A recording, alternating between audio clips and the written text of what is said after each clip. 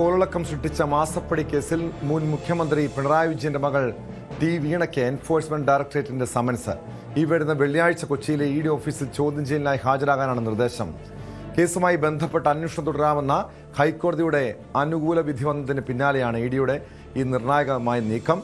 CMRലെ ഉദ്യോഗസ്ഥരോടും ഹാജരാകാൻ നിർദ്ദേശം നൽകിയിട്ടുണ്ട്. വിവരങ്ങളുമായി ആജ്ഞ രവീന്ദ്രൻ ചേരുന്നു. ആജ്ഞ, സ്വാഭാവികമായി ഹൈക്കോടതിയുടെ നടപടിക്ക് പിന്നാലെ ഇ ഡിയുടെ ഭാഗത്ത് നിന്ന് നീക്കമുണ്ടാകുമെന്ന് പ്രതീക്ഷിച്ചതാണ്.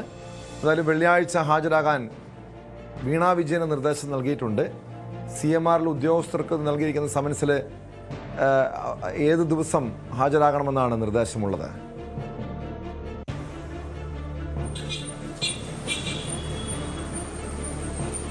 ഇപ്പം മാസപ്പടി കേസുമായി ബന്ധപ്പെട്ട് വീണ വിജയൻ ഉൾപ്പെടെ 9 പേർക്കാണ് ഇ ഡി നോട്ടീസ് നൽകുന്നത്. എന്തായാലും വെള്ളിയാഴ്ച ഹാജരാകാനാണ് പറഞ്ഞിരിക്കുന്നത്.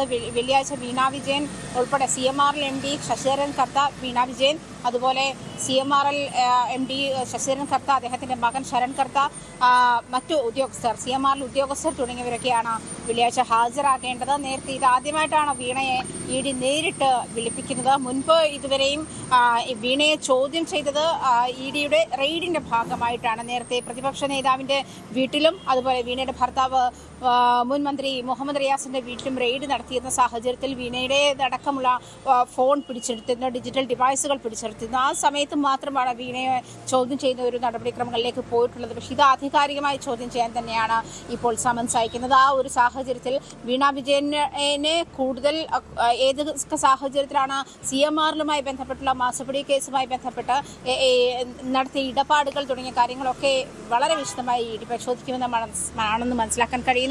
മാത്രമല്ല CMRL എക്സാലോജിക്കിന് നൽകിയിട്ടുള്ള മാസപ്പടിയുമായി ബന്ധപ്പെട്ടുള്ള കണക്കുകൾ അത് കള്ളപ്പണം വെളുപ്പിക്കൽ നിയമത്തിന്റെ പരിധിയിൽ വരുമെന്നാണ് ഇ ഡിയുടെ കണ്ടെത്തൽ. അതേ തുടർന്നാണ് SFIO സമർപ്പിച്ചിട്ടുള്ള പ്രോസിക്യൂഷൻ കംപ്ലൈന്റിന്റെ അടിസ്ഥാനത്തിൽ ഇപ്പോൾ ഇ ഡി അന്വേഷണം ആരംഭിച്ചിരിക്കുന്നത്. നേരത്തെ ഈ ECIR രജിസ്റ്റർ ചെയ്യാത്ത സാഹചര്യത്തിൽ FIR അല്ല, അതുകൊണ്ട് ECIR രജിസ്റ്റർ ചെയ്തിട്ടില്ല എന്നുള്ള സാഹചര്യം നിലനിൽക്കുന്നതുകൊണ്ട് ഇ ഡിക്ക് ഇതിൽ അന്വേഷിക്കാനുള്ള ഒരു സാധ്യതയുമില്ല എന്നാണ് ഹൈക്കോടതിയിൽ CMRL വാദിച്ചത്. പക്ഷേ ഇത്തരത്തിലുള്ള അന്വേഷണത്തിന് ഉള്ള സാഹചര്യം ഇ ഡിക്ക് നിലനിൽക്കുന്നുണ്ട് എന്ന് തന്നെയാണ് ഇതുമായി ബന്ധപ്പെട്ട് കോടതി വ്യക്തമാക്കിയിരിക്കുന്നത്. അതായത് ഇ ഡിക്ക് ECIR ഇല്ലെങ്കിൽ പോലും ഇതിൽ ഇടപെട്ട് അന്വേഷണം നടത്താമെന്നാണ് കോടതിയുടെ നിർദ്ദേശം. അതാണ് ആ നിർദ്ദേശത്തിന്റെ അടിസ്ഥാനത്തിൽ എന്തായാലും കഴിഞ്ഞ ദിവസം ഹൈക്കോടതി ഡിവിഷൻ ബെഞ്ച് CMRന്റെ ഹർജി തള്ളുകയും കൂടി ആയപ്പോൾ ഇ ഡിക്ക് അതിൽ കൂടുതൽ വ്യക്തതയുണ്ട്. എന്തായാലും കൂടുതൽ അന്വേഷണവുമായി ഇ ഡി മുന്നോട്ട് പോവുകയാണ്. ഇനി സുപ്രീം കോടതി സാധ്യതയാണ് CMRന്റെ മുന്നിലുള്ളത്. ആ ഒരു സാധ്യത കൂടി ഒരുപക്ഷെ ഇവര് ഉപയോഗപ്പെടുത്തിയേക്കാം. എന്നിരുന്നാലും നേരത്തെ കഴിഞ്ഞ ദിവസം ഈ ഒരു ഉത്തരവ് വന്ന സമയത്ത് തന്നെ വെള്ളിയാഴ്ച ഇതുമായി ബന്ധപ്പെട്ടുള്ള പ്രൊസീജിയർ തൽക്കാലം നിർത്തിവെക്കണമെന്ന് പറഞ്ഞപ്പോഴും ഇവർ വീണ വിജയനെതിരെയുള്ള നടപടിക്രമങ്ങൾ തുടരാമെന്ന് തന്നെയായിരുന്നു കോടതി അറിയിച്ചിരുന്നത്. ആ നടപടിക്രമങ്ങൾ തുടരുക തന്നെ ചെയ്യുന്ന ഒരു ഇതിലേക്കാണ്. എന്നിരുന്നാൽ പോലും കോടതിയുടെ അന്തിമമായുള്ള വിധി വരാൻ വേണ്ടി ഒരു നിമിഷം ടോം, കോടതിയുടെ അന്തിമമായുള്ള വിധി വരാൻ വേണ്ടി വെയിറ്റ് ചെയ്യുന്ന ഒരു സാഹചര്യം കൂടി ഇ ഡിയുടെ ഭാഗത്തു നിന്നും ഉണ്ടായിരുന്നു.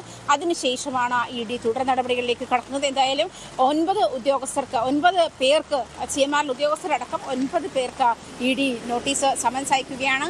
അതിന്റെ തുടർ നടപടിക്രമങ്ങൾ ഉണ്ടായേക്കാം. അതുമാത്രമല്ല, ഈ കള്ളപ്പണം വെളുപ്പിക്കൽ നിയമവുമായി ബന്ധപ്പെട്ട PMLA നിയമവുമായി ബന്ധപ്പെട്ടുള്ള നടപടിക്രമങ്ങളിലേക്ക് ഇ ഡി കടന്നേക്കാം. വീണയുടെ നമുക്കറിയാം, നേരത്തെ റെയ്ഡുമായി ബന്ധപ്പെട്ട് സംസ്ഥാനത്ത് ഉയർന്നു വന്ന പ്രതിഷേധം CPM പ്രവർത്തകരുടെ നേതാക്കൾ ഉൾപ്പെടെ തെരുവിറങ്ങി പ്രതിഷേധിച്ചതാണ്. ഇ ഡിക്കെതിരെ വലിയ പ്രതിഷേധമുണ്ടായി. ഇ ഡി ഉദ്യോഗസ്ഥർ സഞ്ചരിച്ച വാഹനത്തിനെതിരെ പോലും ആക്രമണം ഉണ്ടാകുന്ന സാഹചര്യമുണ്ടായി.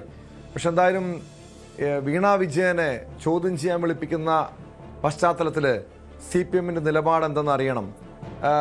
ആ രീതിയിലൊരു പ്രതിഷേധത്തിന് സാധ്യതയുണ്ടോ, അതോ വീണ തന്നെ, പ്രത്യേകിച്ചും പിണറായി വിജയന്റെ വീട്ടിൽ റെയ്ഡിനെത്തിയപ്പോഴാണ് പ്രതിഷേധിച്ചതെന്നായിരുന്നു അന്ന് CPMന്റെ ന്യായീകരണം. വീണയെ ചോദ്യം ചെയ്യാൻ വിളിപ്പിച്ചതിനോട് CPMന്റെ പരസ്യ പ്രതികരണം പുറത്തു വന്നിട്ടുണ്ടോ? അത്തരമൊരു വീണ തനിച്ചതിനെ നിയമപരമായി നേരിടേണ്ട ഒരു സാഹചര്യമാണുള്ളത്.